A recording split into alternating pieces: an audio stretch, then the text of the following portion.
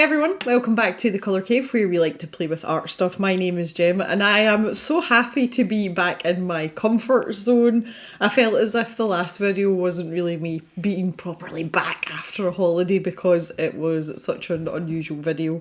So I hope you all enjoyed it. If you haven't seen it, I'll link it in the end card for you and you can watch it after this one. So we're moving on to a new colouring book today and I have The Beauty of Horror by Alan Robert, and this was sent to me by the lovely Michelle, and she actually said when she'd sent it that she'd done this on purpose because this isn't a book that she thought would be in my wheelhouse. And do you know what? She's absolutely right. But as we all know, when it comes to art stuff, I like to try things out and I like to do things that are a little bit different just to see what's going to happen. So I've had a look through this book and it is quite an interesting book. But there's two things that strike me about this, and that's what I want to show you. And if I take this page, this is a really good example. The first thing that strikes me about this book is not actually the content, like the subject matter. And people assume that this book will be off-putting to some people because of the content. And it does tout itself as a gorgeous colouring book. But I have to say that most of the images, they are mild. There's one or two that are a little bit more gory, but honestly, I don't think it's that big a deal. One of the things that recurs frequently throughout this book, and I'd just like to say I think Alan Robert is a very, very talented artist. There are a lot of patterns in this book, and that is something that I really, really don't like. And it's nothing to do with the actual artwork, it's the repetitive nature of the colouring. And there's another one. I just, this doesn't do anything for me. Like, it really doesn't tickle my fancy as well.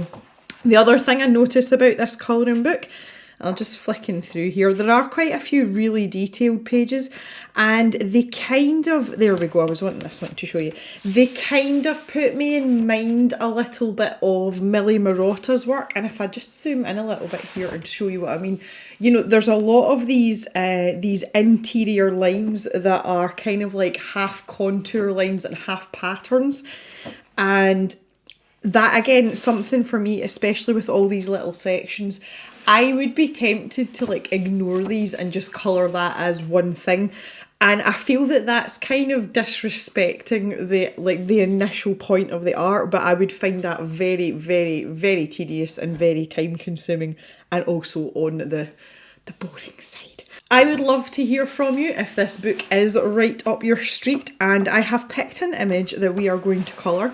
And it is going to be this one here. Now, I haven't deliberately picked one of the more innocuous pictures. It just so happens that I like this one. It's a nice balance between the subject matter and also this sort of patterns within, each of the sections. So I had to kind of try and find one that tickled my fancy a wee bit. I also decided as well that I'm going to go with my Prismacolor coloured pencils this time, as I haven't used them in a little while. I'm thinking there's going to be quite a lot of blues and greens here as well, and I like the blues and greens in the Prismacolor set, so that's what we're going to go with. And we're going to start with this water down here. I've kind of broken this picture down into separate elements in my head. And what I want to do is incorporate where these bubbles are, which is obviously the border of this picture. I'm going to make in between all these bubbles black. And the reason that I want to do that is I would like to do a sort of gradient of blues from here all the way up and round to like a very, very pale blue at the top here. I thought that would look really, really nice as well. So we're going to work on that later. I want to get started today on this water down here, which is all these lovely little curly waves. So we're going to be using lots of shades of blue and maybe purple for that as well. Okay, so I've picked quite a selection of pencils here, and it's quite unusual for me to do that normally. I like to tend to stick with maybe like 2 or 3 pencils. But what I've done here is I've picked out a selections of blues and purples. And the first ones that I wanted to point out, because it's, they kind of stick out when I do this, I've picked one really light purple and one really light blue, and that's going to help to give us some highlighted areas because we've got these, I'm just going to call them stripes, within each of the wave sections. So I've got Grade Lavender, that's PC 1026, and I've also got Cloud Blue, which is PC 1023. And then I've kind of gone on the darker side. I've got blue indigo, PC 901. Indian Throne Blue, PC 208. Dioxazine Purple, which is one of my favourite colours in the Prismacolor set, and that's PC 132. Copenhagen Blue, which is PC 906. And lastly, Imperial Violet,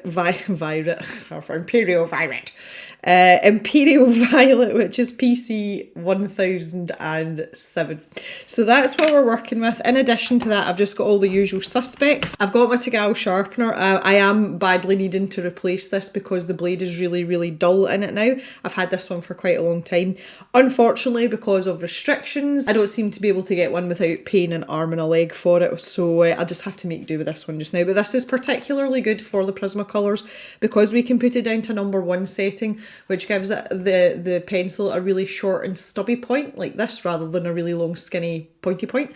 And that helps to minimise breakages because these are really, really soft pencils. So the other thing that I've got as well, which I tend to only use with the Prismacolor pencils, this it's just an old makeup brush, but it's really, really soft, and it's just to get rid of any pigment that's floating about, you know, like loose pigment, rather than brushing it off with my hand, which tends to smear it. So let's get down to business. I say my idea is to have this background in here black, so bearing that in mind, when I'm working down in these areas where these circular parts are, then I am going to stick more to sort of darker tones, and we'll save these lighter pencils especially for these parts that are up near the boat.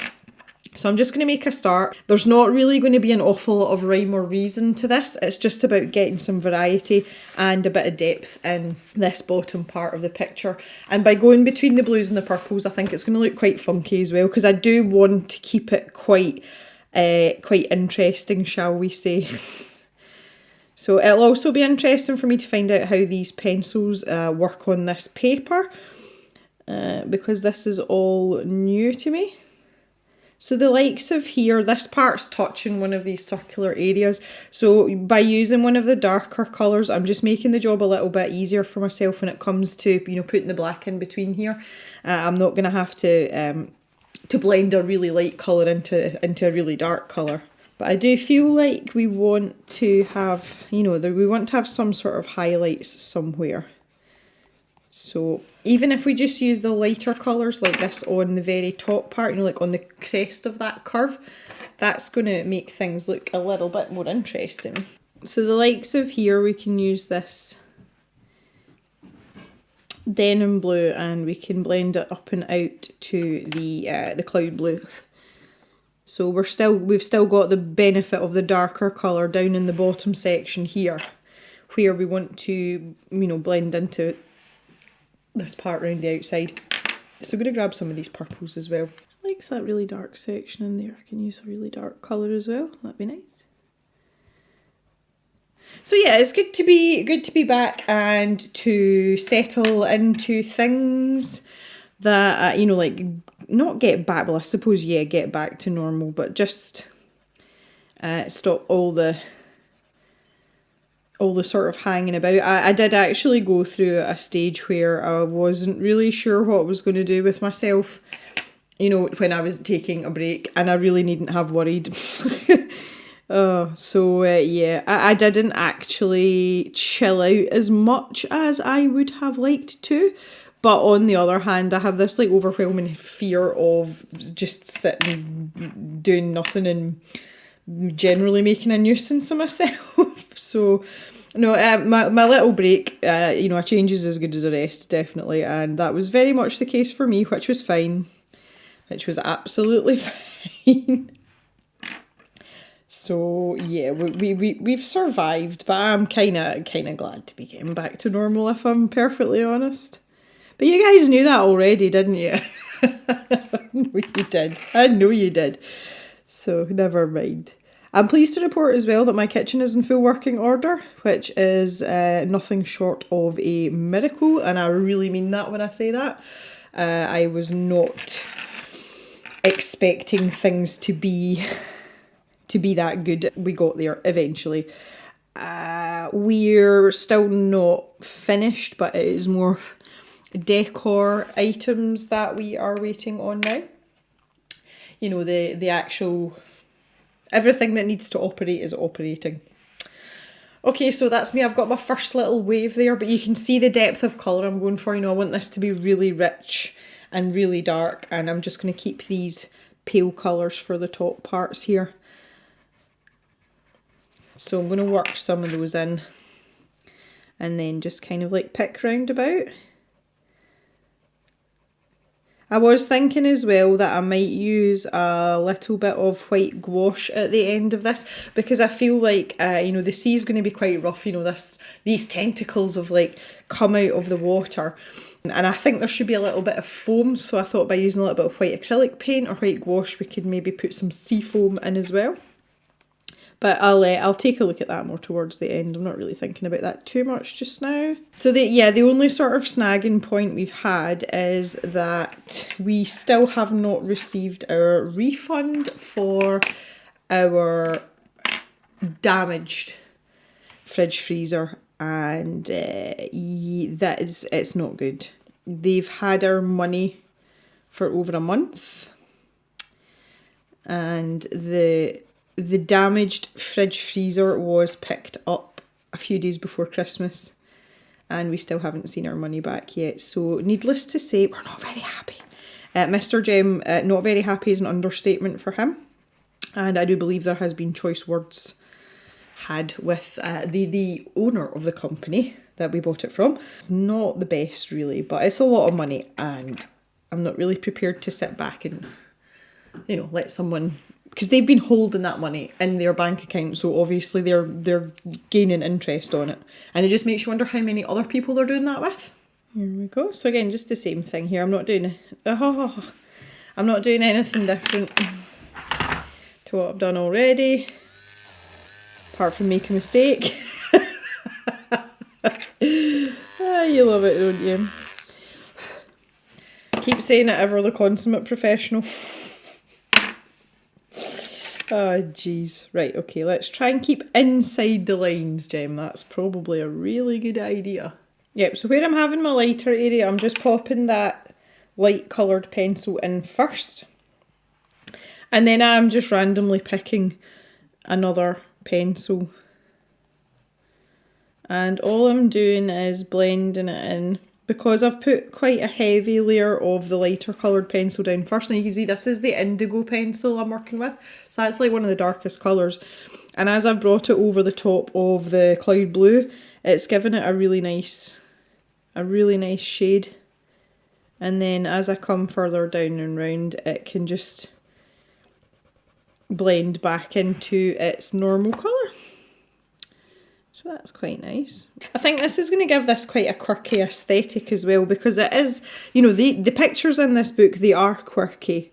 You know, they're not your sort of typical cutesy wootsy, well, fairies and, you know, all that kind of stuff. So I think it's nice to have that. So I don't have anything terribly exciting. See, because I've not been doing anything, I don't really have anything particularly exciting to talk about.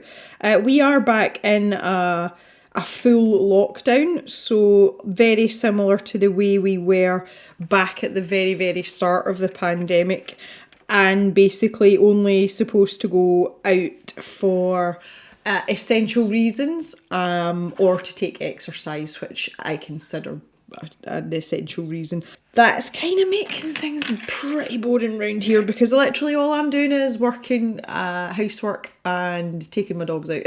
Like, that's it, that's all I do. That is all I do. Okay, I'm thinking of purple down here now. I'm going to turn this slightly just because these lines are coming like this. So I just want to make things a bit easier on myself. Yeah, I don't really have much to speak about, to be honest. But that's kind of inevitable. I really don't want to talk about the pandemic. I just really I've had enough of talking about it, and I've said my piece, and I don't want to stick my opinion onto you guys either. But I just feel like most people aren't being careful enough, and it's putting us into a worse and worse situation. And I just wish everyone would be a bit more careful. I'm not even picking them carefully, so I'm just kind of like lifting them at random. But I'm trying to make sure that I don't have too many light colours in the same place and too many, you know, too many dark colours in the same place. I'll just try and make it a little bit more interesting. So again, just the same thing. I'm sticking this pale colour down first. And then I'll pick up one of my other colours and just blend it in. And that's the great thing about Prismas as well. You don't have to spend a lot of time layering or, you know, faffing about like that. You can just go straight on in there. And you get some really nice vibrant colour. So I think this is going to turn out quite nice actually. I've got this little dark bit in here. I think I'll just make that the indigo colour. I do have, see this is the thing, I do have things to tell you guys, but I can't tell you yet, which is frustrating. I do have some exciting news coming along. I'm probably just going to talk about it in like a quick update video, so I'd maybe put that out as a Tuesday bonus video, because it's not enough information to warrant what I would call a full video. It might only be 10-15 minutes. So yeah, I do have things to talk about. I say I just can't do it just yet. So yeah, that's kind of annoying if I'm honest. It's kind of annoying, but we'll get there. We'll be okay. I would really like it if the weather would sort itself out though. Do you know something that would be real nice about now? Our weather can't decide whether it wants to be winter or it doesn't want to be winter. We had a couple of days there. In fact, I posted that on a community post. We did have a day where it was -10 degrees Celsius. So that's pretty, I think that's about, is that not about 15 or 18 Fahrenheit? Anyway, yeah, that is like uncharacteristically cold for us. We normally head down into the minuses in Celsius, but like, you know, a really cold night for us would be about -5, maybe -6 at a push, and it was -10 during the day, and I just thought I was gonna die. It's like, oh, our central heating was struggling to keep our house warm. And that's when you know it really is cold. I was like, oh. And the funny thing is, the dogs were really not bothered. I thought, you know, they would go outside and be like, nah, you know, you're not getting me doing this. There's no way. And they really, really weren't bothered. Even the little Jack Russell, I thought she would just be like, oh, you're not getting me. You're not getting me to step out there. And she went out quite the thing. So there you go. I thought that was quite an interesting observation. We do, in weather like, you know, when it's as cold as it's been, I do normally put a jacket on the little dog if we're taking her out for a WALK. But she like going into the garden, she was like, yeah, it's fine. I'll just go and do my doing, and then I'll come back in, it'll be fine. I'm like, oh, okay. My little geriatric dog's hardier than I think she is. Yeah, so we've had that, and then we had a couple of days there where it was really mild and everything thawed out. And when you were in the sun, again, out walking the dogs, it was actually warm, you know, as in, you know, your nose wasn't going to fall off. But I was like, that to me felt more like a, you know, like a late autumn, like a pre-December temperature, and I think it was probably about 5 or 6 degrees. Again, really uncharacteristic for us at this time of year. So yeah, I'm getting a bit fed up with the weather. I wish it would just decide what it wants to do and hurry up about it. We have had snow, but it's not been a crazy amount. And it's like, yeah, again, if you're going to snow, like snow properly, don't pretend you're going to snow and then freeze over so the place is like an ice rink. Even walking across the yard, the other night I'd had a few sherries, and the workshop and a few other bits are like on the opposite side of the yard from where the house is. And yeah, I went to go and find Mr. Jem the other night, and I'd had a couple of drinks.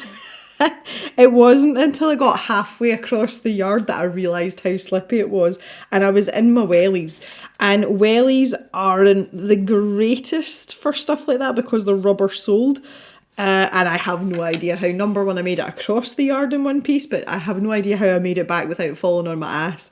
That was some sort of miracle. And Mr. Jem looked at me when I went over and he's like, "You've been drinking, haven't you?" And I'm like, "Yep." And he said to me, he says, "How did you traverse that?" I was like, "I don't know, but I made it." Obviously wasn't that much to drink. But yeah, do you know that way I was halfway over before I realised how slippy it actually was. So I had that slight moment of, do I turn and go back and go and get more sensible shoes? And I realised how far across it was, and I'm like, well, I'm more than halfway, so I might as well just keep going. Oh, I love to live dangerously. Really do. It's funny. It's just one of those things, though. The thing was, it hadn't been slippy earlier on, which is why I'd never paid any mind to it. I was just thought, I'll go and find out where Mr. Jem is and what he's up to and what time he's going to come in for tea. Just take a wee meander outside. And I put my woolly hat and everything on because I knew it was cold, but I didn't realise that the yard had turned into an Olympic figure skating rink. So yeah, that was fun. Oh, that reminds me, not directly, I've no idea why this has popped into my head because it's not related in the slightest. I am looking for an anonymous Amazon fairy. I had a gift delivered to me and it was a colouring book. And it was a watercolour colouring book and it was on its own. There was nothing else with it and there was no note with it. So if you are the person that has been the Amazon fairy that has sent that to me, I would really appreciate it if you could drop me an email just so I know who you are and so I can say thank you. I know some people do like to remain anonymous, but I sleep better at night knowing that I've thanked the person that's actually sent the item to me. So if it's you or you know who it is, please can you get in touch with me? I would really, really appreciate that. And your book will be featured in the next haul video once I have, saved up enough stuff. So thank you, whoever you are, but please get in touch with me. That would be lovely. I don't know why that popped into my head there. That was really strange. I went from falling in my butt on the ice to Amazon fairies, anonymous Amazon fairies at that. That's funny. I don't know how my wee brain works sometimes. It's funny. Isn't it strange how things just pop into your head and you're like, oh, that reminds me. Is it just me? People just... I don't know if you can hear that. Oh, it's stopped now. My new fridge freezer makes the most offensive and strange noises I have ever heard a fridge freezer make. It was literally groaning at me the other night and apparently that's normal. It sounded like an old man getting up out of a chair. It was like... So I don't know what that's all about, but apparently that's normal. Very strange. Well, see, I'm out of practice as well here. I'm going like all outside the lines and everything. Oh, guys, can't take me anywhere. We're getting quite a nice effect now that we've got a chunk of it done. You can see this part here. Just by having these, and it's just two pencils that are lighter, we're getting some really nice kind of like highlighted effects, and it's just giving the waves, you can see those undulations a bit better, which is really nice actually. I'm quite glad that that's working out that way. That's good. I've also, in other exciting news that's only exciting for me, not for you guys, and for people that have been around since like way before Christmas, I finally got a notification email today that my replacement watch is being shipped to me, finally. I can't actually remember when I broke it. Well, I didn't break it directly. Pip helped me, but it was months and months and months ago. I think I'll have to look back and find the first video that I filmed when I did it on my watch on, because I do tend to wear it all the time. So I finally got an email from them, and not only am I getting a replacement, but they're replacing it for me free of charge, which is just amazing. It is just the actual watch face part though. They've told me to keep the straps and one thing and another and just send back the watch face part, because my watch is one of the ones that you have detachable straps and you can change the straps. So they've told me to keep all that and keep the charger and everything, and they're just going to send me a new watch face, but I have to send the old watch face back. So I am absolutely over the moon about that, like really, really over the moon. because number one, I hate missing my watch. Secondly, it was an expensive watch and I was really, really upset when it broke. And thirdly, I am all set for getting back out running in the next probably 8 weeks, and I would very much like, because my watch is a Garmin Forerunner, so it is a sports watch, and it was originally designed for people who run. So I am a happy little camper, but even just to have it back on my wrist, and I think it's going to be weird for the first wee while because I'm so used to not having it there now. So that's going to be quite interesting as well, because I've noticed recently I've stopped looking at my, like, where my watch would be for the time, whereas for the first little while when I didn't have the watch, someone would say what time it is, I would turn my wrist, whereas now I tend to look at my phone. So I think that's going to take a bit of getting used to again as well. But yeah, I'm super, super happy. I'm just annoyed that it's taken so long, but again, because COVID, everything's because COVID, so you've just got to deal with it. At least I got there in the end, and Garmin have finally held up their end of the deal. So I'm looking forward to that. Really looking forward to that. It's weird how much I missed that watch, actually. Okay, we're doing quite well here. Now, here's an interesting point. Again, thinking about the fact that in between these circles here is going to be black. I've got this area here where it basically just goes into these bubbles. But you can see in the areas above, I've made that quite light. So I'm going to have to switch that about a bit. So I'm going to go with the indigo here. And I'm going to bring the indigo probably into all the way along here. And I'll have a little highlight here in this section so that it's kind of matching up with that one. As I say, that this is just, I don't know if you'll be able to envisage it in your head just now, but I know what I'm thinking with joining up and making these areas black. So the darker the pencil is, the easier it is to just smoosh it together. I haven't used that terminology for a while, and that's because I haven't been using Prismacolors. Yeah, normal people will blend their pencils together. I smoosh them together. Oh dear. I do believe that Johanna Basford is a fan of smooshing pencils together too. Maybe it's a Scottish thing.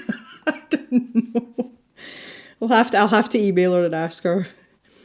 Oh, I could email her and ask her in a broad Glaswegian accent. So that would sound something like, "Hi Joanna, do you pure smoosh your pencils together like I do?" Oh, that's funny. We're actually laughing at my friend who is English. He is not Scottish. He does a very good Glaswegian accent, but it's his only Scottish accent, so it doesn't matter who he's impersonating. Everybody's Glaswegian. And obviously, I don't stay in Glasgow. I'm not from Glasgow. I don't live in Glasgow. And it makes me laugh very, very much. So I've been trying to teach him other dialects, but he's really not picking it up at all. Everyone's Glaswegian. Okay, I can feel that this is getting quite bluey here. So let's grab the purples again. Let me see. I've got the dioxazine here. Just making sure I'm still in shot as well. Keep this going. Yeah, so next on the agenda for the house renovations is, well, we're actually calling a temporary halt in terms of like big stuff, and it's just to really give us a chance to catch up financially. But also I've got a few things that I want to get decor wise. Is I need to get some blinds for my kitchen and also blinds for the sunroom before we start to get a lot of sunlight hours again. So that's kind of like on the priority list now. We won't be doing any more inside the house for a time, because one of the other plans is to do some work on the outside, because we really haven't done any work on the outside at all. So the first thing I'm going to do is paint. I do have a gardener. I'm sure I mentioned this before. I have somebody that's coming to help me with the garden in the spring, which is great because there's a lot of things planted in the garden. I have no idea what anything is. I do not have green fingers at all. And it's a lot of work, so I've got a helping hand with that. But we're also going to get some decking for out the sunroom door as well, because why would you not want to sit out there in the summer? It gets the sun most of the day. So we're going to concentrate on that for a little while, and then once the weather turns cold again, you know, into the autumn, then we'll come back inside and we'll do a little bit more inside. At least that's the plan anyway. That is as long as nothing falls down or leaks or breaks, because we seem to have a history of that in this house. But once again, we're back to being wind and watertight, so that's good. That's like progress. Progress. Oh boy. I'm actually quite enjoying these colours together. I've just kind of like taken a wee step back there just to see what was going on, and it's looking pretty sweet. I'm going to come back up here. I think whatever I don't get done today, I will complete off camera, so that when we come back next time, we are starting on a new section and we can, you know, talk a little bit about something else rather than highlights and waves. So yeah, that'll be fine. I've also had a little go of my VR headset that I got for Christmas, and the first couple of times I used it, I came like out and I had a bit of like a swimmy head. I was worried about my migraines. I do suffer quite badly sometimes with migraines, although not on a, you know, not on a regular basis. But I was worried about how being in virtual reality would affect that. And I have only been playing for like 10 and 15 minute sessions at a time, so really, really short time scales. And so far I seem to be okay. But the sort of slight, it's not even lightheadedness, you just feel a little bit of, you know, if someone was to like spin you around really quickly and then let you go, there's a couple of seconds where everything's still spinning. It's like that, but not as severe. And it seems to be happening less every time I go on. So I'm thinking if I just build it up gradually, I'm going to be okay, which is nice because I would like to do some stuff in VR with you guys. I'd like to use Tilt Brush, which is a digital painting program, but it's in 3D, so you paint things in 3D, which is really cool, and it's so easy to use. So that's been quite good fun as well. I've also found out as well, I've got a bit of an addiction to Beat Saber. For those of you that don't know what Beat Saber is, it is basically it's basically a rhythm game where you slice blocks in half with a lightsaber. Like that's that, in time to music, that's it. So if you've ever played Fruit Ninja, Garage Band, Guitar Hero, Dance Dance Revolution, it's kind of like along that lines, but obviously it's in 3D, it's in VR, and it's the best fun you can have with your pants on. I'm not gonna lie. So on those horrible, wet, rainy days, and when it's absolutely howling a gale and I don't want to go for a run, so yeah, I'm all about the Beat Saber, which I was really surprised that I didn't think I would get that excited about something like that, but there you go. Can't remember which pencil I used here, was it this one? So yeah, that's good fun. I'm really into that. I'm also, now this is the one that's been causing me problems, I'm really into, I love survival horror games, I love zombie games, and playing anything like that in VR is genuinely terrifying. Like it really, really is. So I started playing The Walking Dead, and one of the things, I looked at the reviews before I actually purchased it because it was quite expensive, you know, compared to some of the other VR games. And someone said that basically the movement system with most of these VR games, it's almost like a teleport system. So when you're looking through, you know, you've got your headset on and you're looking in front of you, you can use your controller in your hand and it'll highlight an area that's in front of you with a little circle. And when you press the button, it like zips you over there like a beam me up Scotty type of thing. And this is to stop you getting motion sickness. Where Saints and Sinners, the Walking Dead game, it's as if you're walking, and obviously you're standing still, and that can give people really bad motion sickness. So I'm literally only playing that for 5-10 minutes at a time, and it's probably just as well because I might actually scare myself to death if I play it for any longer than that. It is so cool though.